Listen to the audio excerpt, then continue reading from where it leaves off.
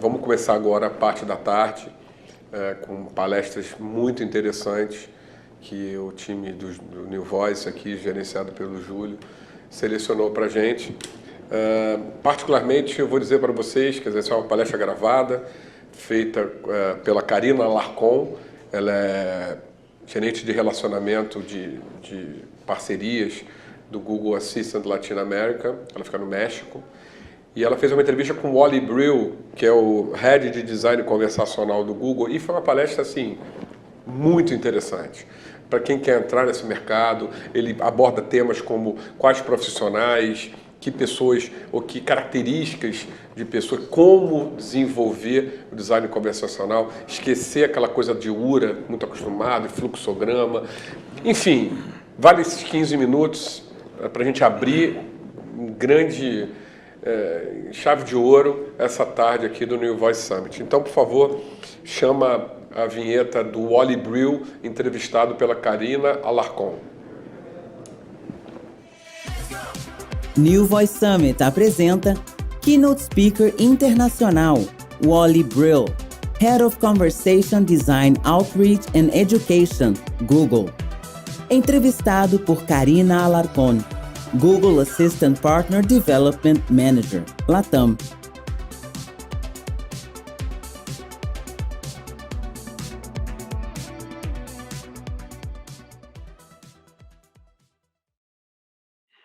Hello, everybody. I am Karina Alarcon, Strategic Partnership Manager for Google Spanish-speaking LATAM. And it's a pleasure to be here with Wally Brill, Head of Conversation Design Outreach and Education. Hello, Wally. Hi, how are you today? All good. Thank you so much for agreeing for this conversation. Maybe you can start by telling us about yourself and where are you based?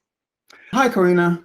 I want to thank you all for having us today. My name is Wally Brill. I'm the head of Conversation Design Outreach and Education based in Mountain View, California. That basically means I go around training people in how to make nice conversations with robots. That is so interesting. And this is going to be a very interesting conversation then to follow up, because what we are here today is to learn from you, specifically best practices on conversation design for voice integrations. I would like to start with you, with you telling us how you became a conversation designer. Ooh, okay, good question. Well, first I learned to talk, and I did that when I was about 18 months old. So that taught me a lot about conversation. Later in life, I went into the music industry, and I was a record producer and engineer, mostly working in Great Britain, but also in California. And in 1999, I had this idea to create an interactive opera, kind of like a choose your own adventure story, where you could interrogate the characters and change the plot by asking questions and telling them to do things. So this was my great idea. But it was 1999 and I didn't know what technology I could use to make this happen. And somebody told me about speech recognition. And there was a company that had invented it called Nuance. And they were based here in California. So I called them up. And I said, I've heard about this stuff where you can talk to machines and they can talk back to you. Does it work? And they said, well, if you want to find out if it works, come here and work here. And you'll learn all about speech recognition and we'll learn all about sound because we don't have people who know about sound. So anyway, I went to work at Nuance. I started designing there, creating both personas and actual interactive speech experiences. And I did that for a couple of years. Then I left and took a couple of the best designers with me and started a design company called Voice Partners. Voice Partners became sort of the preeminent design company for interactive speech in the 2000s. And eventually, years later, I followed a path from there to eBay and finally to Google. And I've been at Google now 4.5 years and I'm really enjoying it. Thank you so much for that story, Wally. as you said, voice technologies and personal assistant are recent technologies. Why has conversation design become so important when interacting with a machine? Well, it's the easiest interface. Everybody knows how to talk, right? We know how to talk. We know how to listen.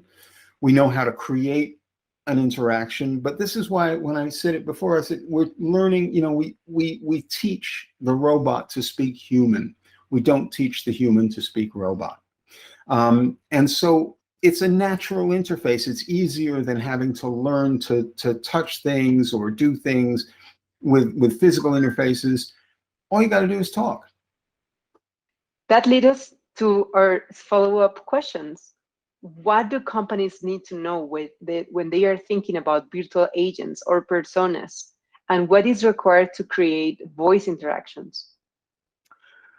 Well, what companies need to know is really that the more natural the interaction is, the more natural the conversation is, the more successful people will be interacting with these devices and with these systems.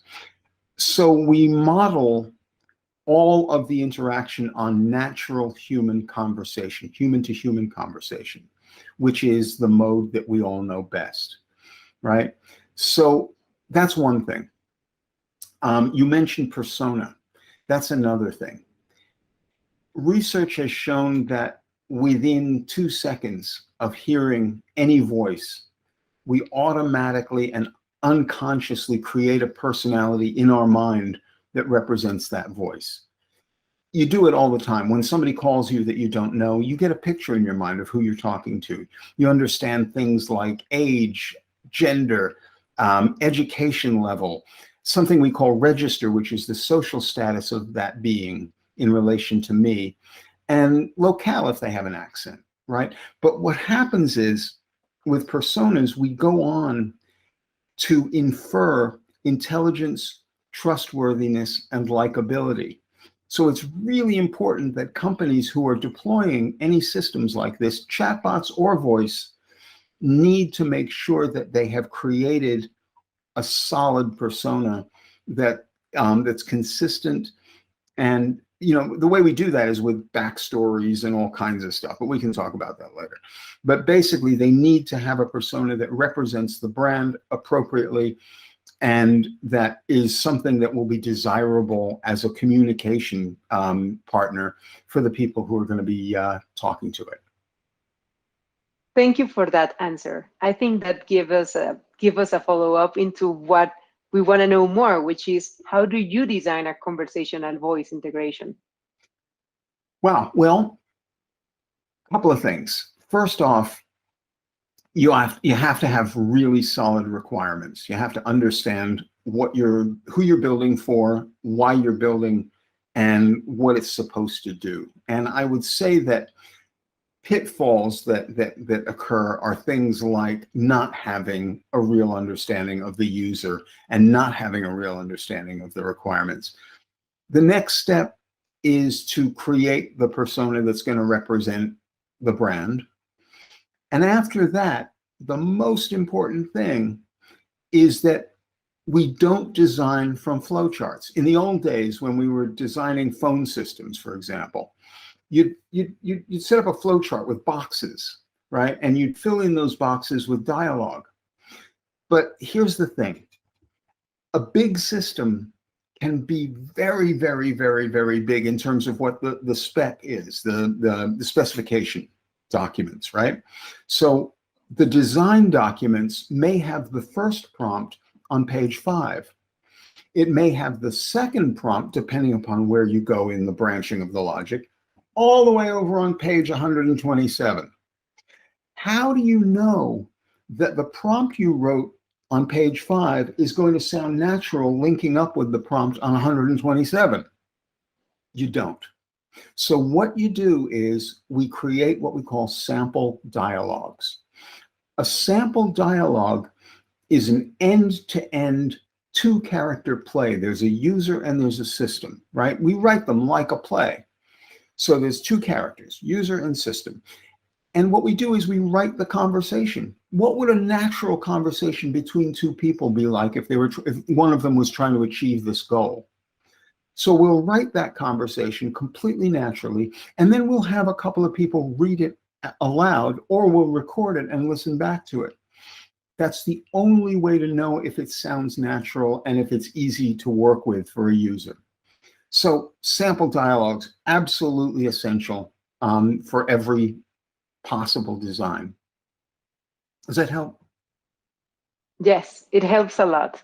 Actually, take us perfectly to our almost final question, which is, what should people take away as the 3 most important things to do when thinking about designing for voice? I think you already gave us some tips. Well, we can go deeper. The things that people have to keep in mind and that they have to do. First of all, yes, sample dialogues, as I just mentioned. You have to write the conversations out before you start trying to actually do the design of the system. So that's number 1. Number 2 is you need to know who that persona is that you're designing.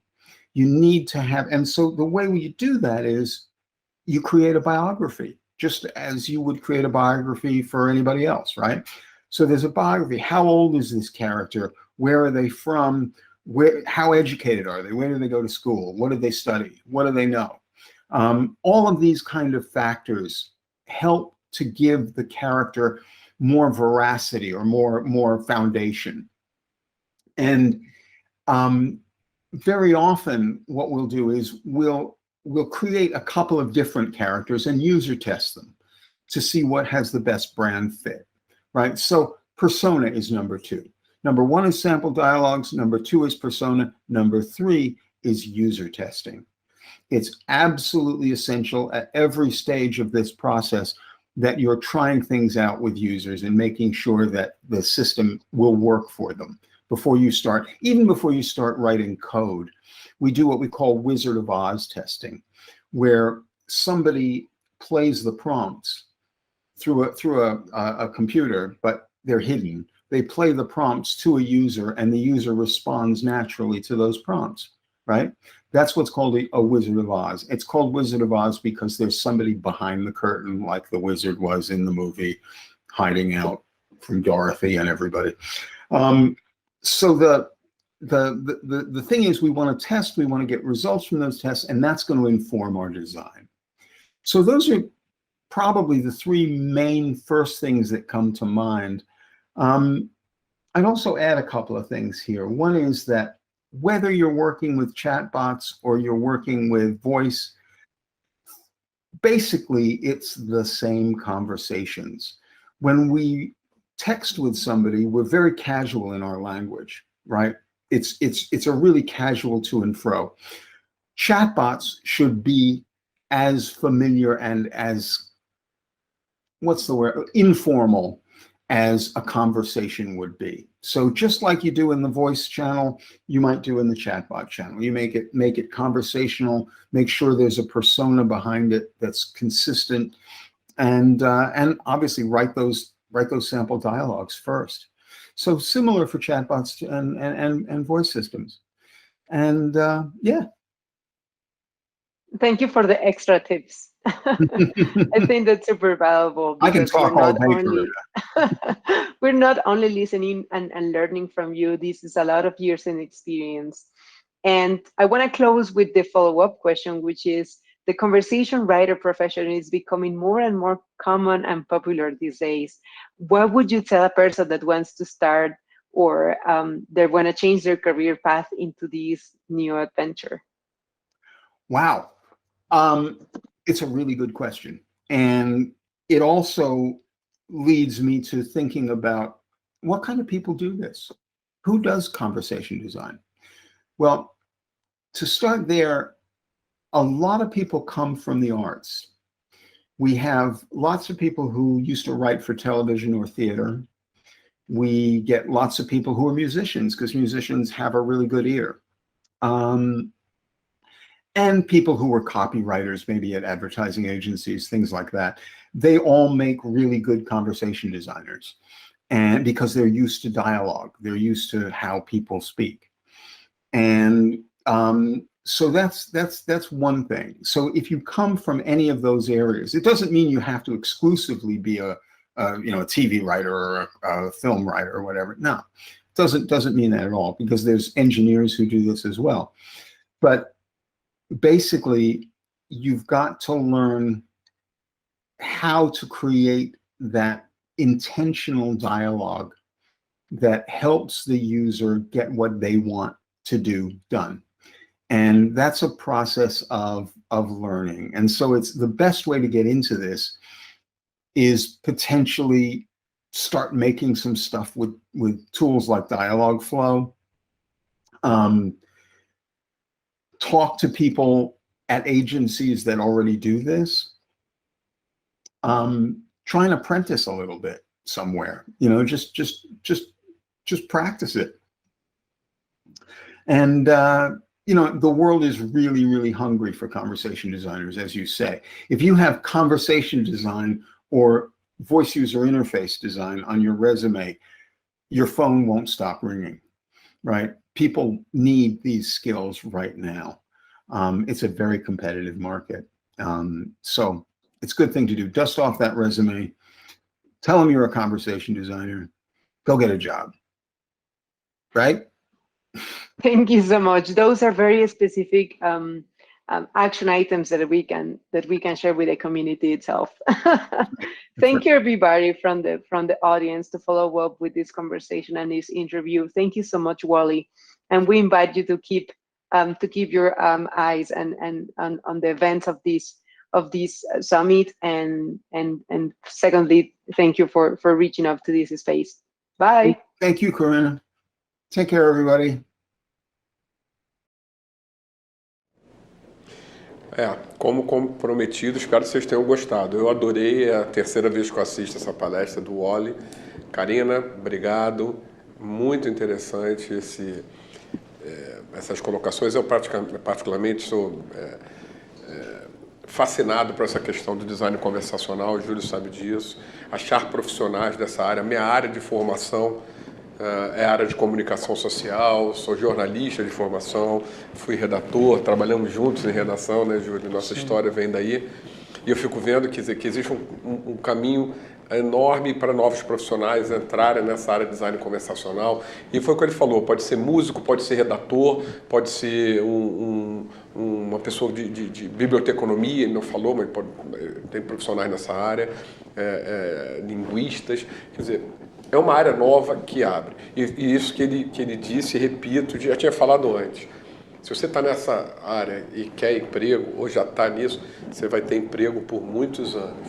Lembrem-se disso, invistam nisso. Empresas como a minha, empresas como milhares e centenas de milhares de outras que já existem mundo afora. No Brasil, vocês podem notar, vai ter uma explosão de agências como a nossa, vão precisar de profissionais de design conversacional. Abram os olhos, gente.